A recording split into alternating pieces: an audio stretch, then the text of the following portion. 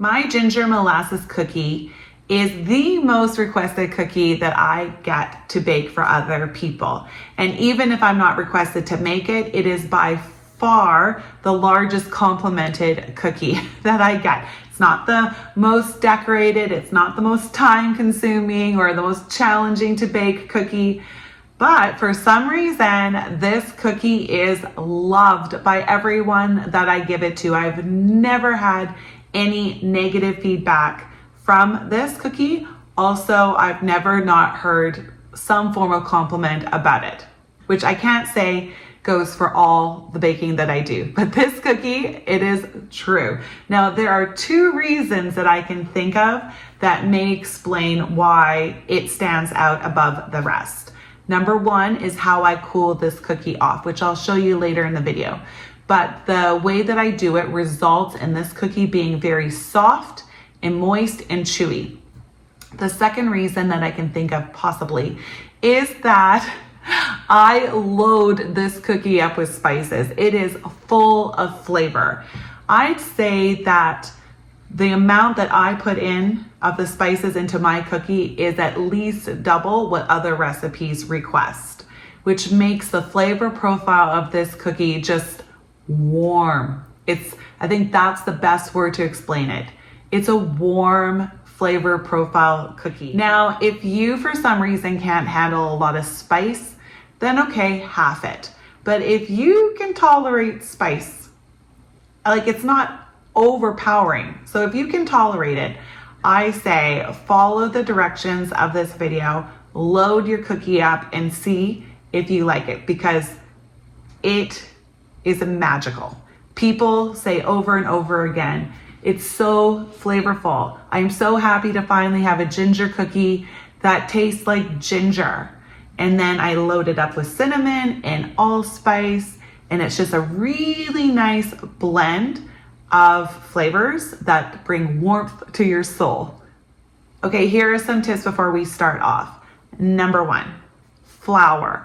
Please do not just dip the measuring cup into your flour. You will put too much into the recipe, which will then result in like a puffier, fatter cookie. So don't do that. What you need to do is fluff your flour first, just, with a spoon. And then if you take your measuring cup, put your spoon into the flour and almost like shake it into the measuring cup.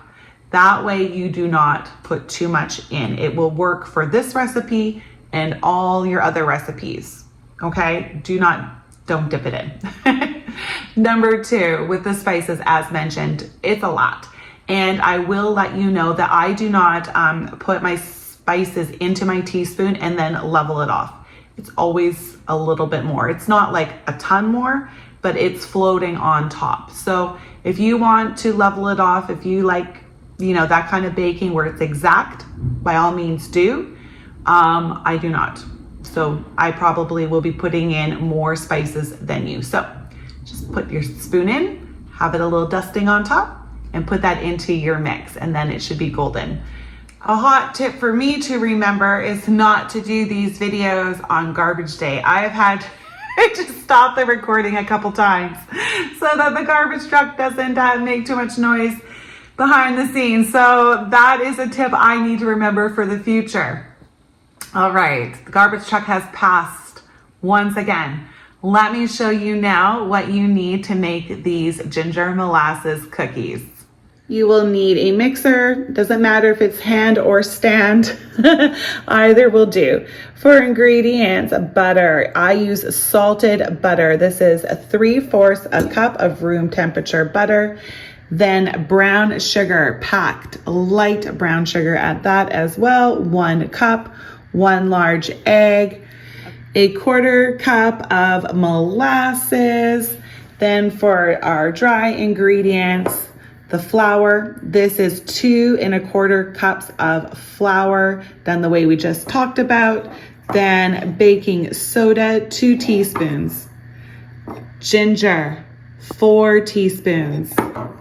Cinnamon, 3 teaspoons. Allspice, 1 teaspoon. And then I also have a pinch of salt mixed in here as well. I don't use very much salt in my recipe because I already have salted butter. So that's why. All right, and then to roll our cookies in, some white sugar. And I use the fine, I do not use the coarse to roll my cookie in because I don't want it to be super hard and crunchy on the outside. So just the normal plain fine white sugar. And this is about maybe a half a cup. It doesn't matter. It's just for rolling the cookies in. All right, and then the last thing you're going to need for these cookies is a dish that you can cover that is okay to put hot product in. So that's why I have this casserole dish here. You will want to have your oven preheated to 375 and also prepare your cookie sheets with parchment paper. All right, to start us off, we are going to cream up the butter. We are going to cream it up for roughly around 2 minutes.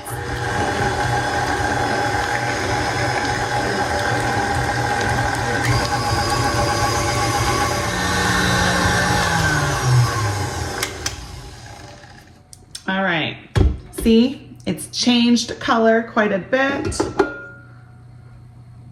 There you go. So I am going to scrape down the bowl and then we're going to add in the brown sugar. It's very important to scrape the bowl quite often just so that the ingredients aren't stuck to the bottom or to the sides. All right, that's perfect. Now we are going to dump in the brown sugar. Beautiful. And we're going to let it beat up again for another minute.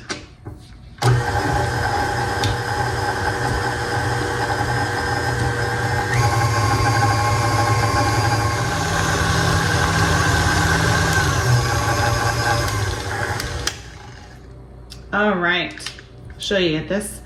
It is nice and light in color as well. So I'm just gonna clean off the beaters and clean off the side of the bowl, and then we'll add in our egg and molasses. Okay, first up the large egg. And now the 1/4 cup of molasses.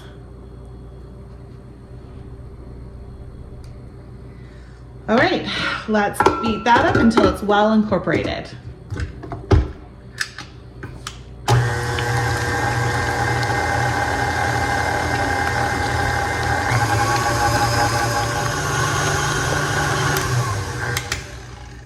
All right, so at first it's gonna be super goopy and slimy, but just give it a minute and it firms right up to be more of what you're expecting, not goopy at all. All right, once again, same old, same old. We gotta clean off our beaters, scrape down the sides of our bowl, and then we'll mix in the dry ingredients. All right, so now it's time for our dry ingredients. We're just going to give them a gentle stir together to mix everything up and then toss it into the wet ingredients. Okay, so we need to now be very careful. Do not put your mixer on very high, otherwise, poof, there goes all the flour. So nice and gentle. And we're just gonna do this just long enough to make sure it's all mixed together properly.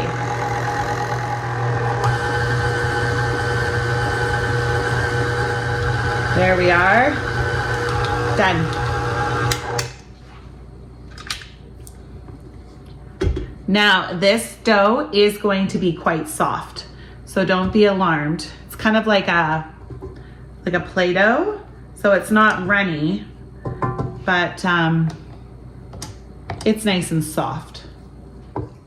All right, now it's time to roll the cookie dough into balls and dip it into sugar. So you can make yours whatever size you want. I make mine the size, I'd say a ping pong ball is the best example of it. If you make yours smaller or larger, just adjust the cooking time appropriately. so that you don't over or under bake your cookies. All right, we have our dough. We have our sugar to roll the cookies in and our cookie sheet with the parchment paper. So just grab a little bit out. Gonna feel like you're working with Play-Doh. See, like a size of a ping pong ball or a Timbit. Give it a really good roll. You wanna make sure it's fully coated like that. And then, oops, and then there we go. So I fit 12 onto a cookie sheet. There we go, toss. Nicely done, and then all right, they are done. So 12 to a cookie sheet. Now we are going to bake these for 8 minutes.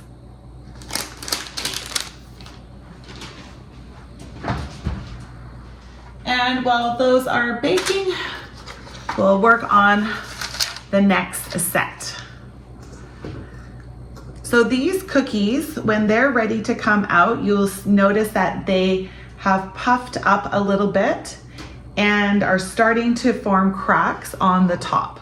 That's when you know they are ready to come out. You can't just go by them being golden brown when the cookie starts off brown. So you'll notice they go in as these like Timbit sized balls. They will flatten a bit and then start to crack on the top. My second set is ready to go, just waiting on the first set to bake, and you can see I still have some more cookie dough. So when you make these the size that they are, you get roughly 2.5 dozen cookies. While these are baking, I just want to really stress to you to not over bake these cookies. If you do, they will be like just like crispy, firmer, like almost like a ginger snap type of cookie. But if you're wanting soft and chewy, really do not over bake. At first they may seem like they're a little underbaked, but they continue to cook as they come out of the oven for a little bit, and they do firm up. So I'm not saying to bake to underbake, but 8 minutes often for me is perfect. So I will show you when they come out of the oven what they look like and what to watch for. But if you find that your cookie is not soft and chewy, just make a note that you overbake them and reduce the time next time. All right, they are ready to come out. My timer just went off, and ta-da! You see how they're a little bit puffy and they have nice cracks? That is what you want to see. They will flatten as they cool a little bit. All right, let's get the next batch in. Timer 8 minutes. All right, so these are going to cool for roughly a minute on the cookie sheet. Not too long, but long enough so that you can successfully transfer them with a spatula to the heat-proof dish that we talked about earlier. All right, so my trick in order to keep these cookies nice and soft and chewy is to let them cool off in a dish that is going to be covered. So as they cool, the container will fill with some condensation, and the cookies will just retain their moisture. After the sets are all done, when the last batch has gone through, the cookies will be piled in here. And so I leave the lid on again for a few minutes. And then what I do is I'll show you as we do it, but I take the lid off a little bit to start to let the air out, because you do not want to leave these in here with the lid on for hours and hours, because eventually you do need that moisture to go away, but you want them to cool off in here with the moisture for the right amount of time, and you will find your cookies will be just like little bites of heaven. I had a casualty in my oven mitt went into the corner of that cookie, poor thing.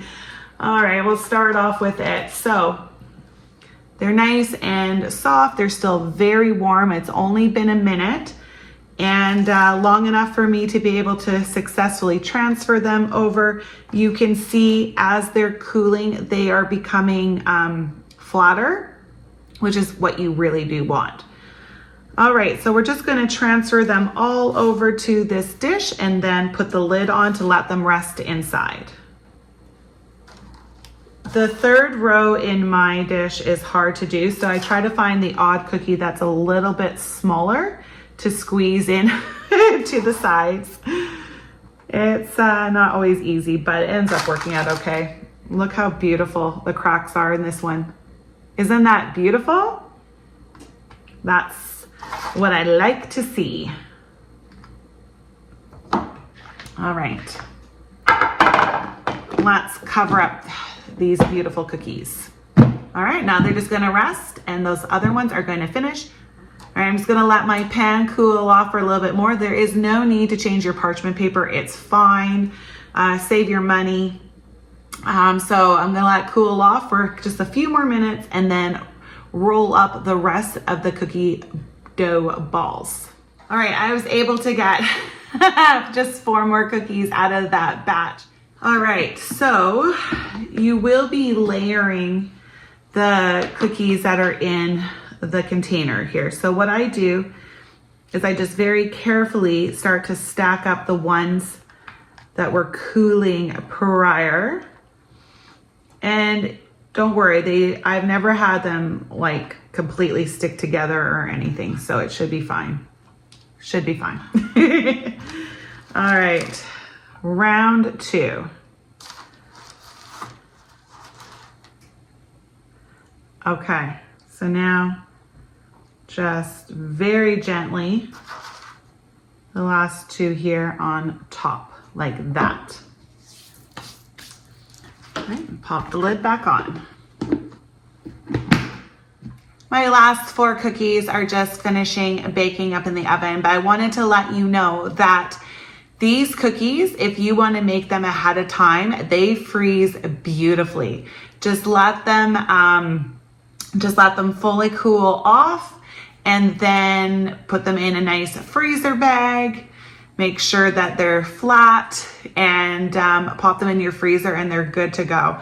When I bring them out later throughout the Christmas season, you would never even know they were in the freezer. Like they freeze really, really well. So that is an option for you if you need to make these ahead of time like I am today. This batch is actually going to be gifted to 2 people in a part of a cookie tin. And I am not going to give it to them for a few days still. So instead of the cookies sitting and, not being as fresh when I give it to them, I am going to freeze them later today and then they will be good to go for their present in a few days. So I just need to make room for 4 more. So how am I going to do this? Bring this one over here. So see how I stack these ones right away? I'm still able to lift them off. So that's good. You want that. You don't want them sticking together. That's not nice. All right, let's see. They're very forgiving, these cookies, so that's good. And last but not least, where should we put you? Right there. All right. So now that all the batches are through and they're in here, we're gonna let this rest like this for around 5 to 10 minutes and then come and open it up a little bit to let some of the air out. All right, that's been long enough. So I have a cooling rack underneath this container just to let the heat kind of flow up and out a little bit better. And now we're going to just open up our lid a little bit so that all the moisture, I don't know if you can see it, the moisture can now start to evaporate. So I don't want to just leave it open completely, but what I'd like to do is just angle it a little bit so there's a little bit of air able to escape from either side. So I'm gonna let it sit like this for about 30 minutes. And after that 30 minutes, I am going to take the lid completely off and just let it finish cooling off in the container like so, fully uncovered.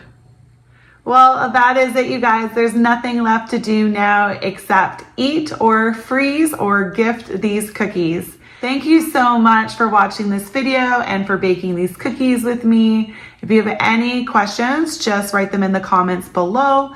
But also, if you do try these cookies, let me know if you appreciate the enhanced spices in these cookies and the warmth and the flavor of them as well. All right, till next time, everyone. Bye.